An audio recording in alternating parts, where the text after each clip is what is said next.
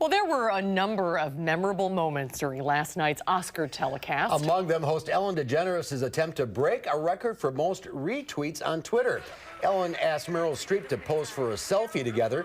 The two then gathered a group of A-list stars for an impromptu group selfie. Bradley Cooper eventually took the picture and Ellen tweeted it. The group selfie broke the internet. It was retweeted more than 2 million times, causing Twitter to momentarily crash. The previous record for retweets was for a picture of President Obama and his wife after winning his presidential re-election bid. Talk about Oscar gold. What a great picture. Brilliant. And I loved when Meryl Streep said, I've never tweeted before.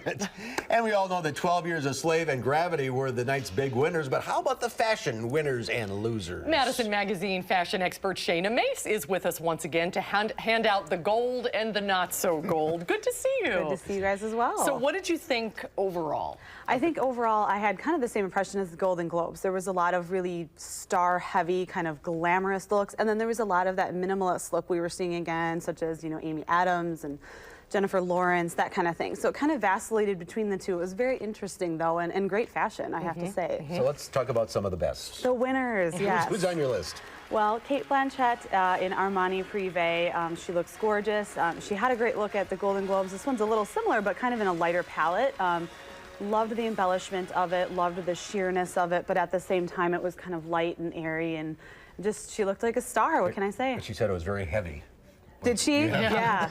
I could imagine with all the embellishment. It's beautiful, though. Worth it, I guess, for the biggest night of the year, the price of fashion. And I loved it because it looks Oscar gold. Now, this one, I thought Lupita looked absolutely one of your favorites, beautiful. absolutely. Yeah. She was in Prada, and it's kind of a balletic look almost, but kind of also Grecian goddess, and very unconventional, kind of from what we've seen her wear before. So I like that she changed it up for this show, because we've seen her in a lot of structured types of looks and a lot of bold pops of color. So this is nice that she kind of did a pastel look instead. Yeah, and the headband was a big hit, too. And the headband was adorable. Tweeting about that. Sandra Bullock. Oh, this is just classic Hollywood. What I really liked about Sandra is that her hair, a lot of stars are doing that very 40s Veronica Lake kind of side-swept hair. We saw a lot of that last night. She embodied it perfectly, but you know, I just love her Alexander McQueen look. It just had enough interest in it. That navy color is gorgeous on her, and you know, it was her night. Her movie was the big winner too. So how about Charlize Theron?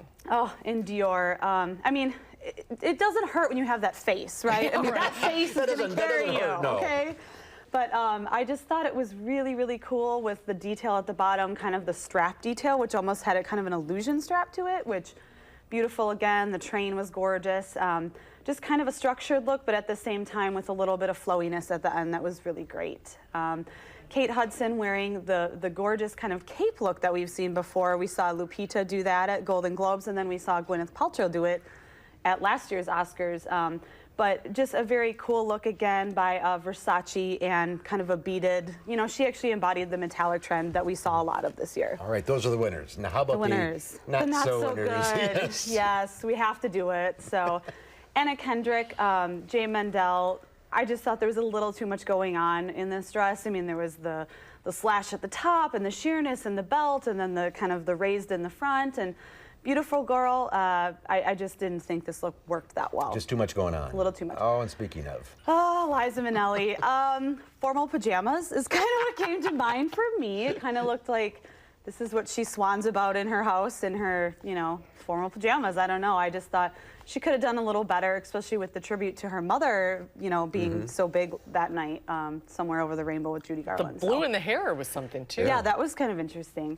Virli Baytens, and I probably am saying her name wrong, but it just looks like a big formal sack to me, kind of. I just thought, with all the things that you could choose from that are out there, if you're a star, I mean, this was just, didn't do her figure any favors, really. Reminds me of Take the Garbage Out Tonight. Yeah, it's just kind of like that. And then this one's, Penelope Cruz isn't terrible, but I just thought because she's so petite, this dress kind of swallows her up. Giambattista Valli.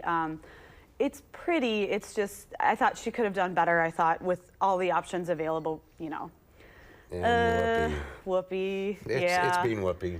You know, I don't know what else to say about this. It's just, it's quirky, it's eclectic, it is Whoopi, so what can you say? That was a Wizard of Oz tribute, wasn't it? It was, yeah, with the socks and the shoes, but. All right, winners and losers. Yes. Always a fun night, regardless.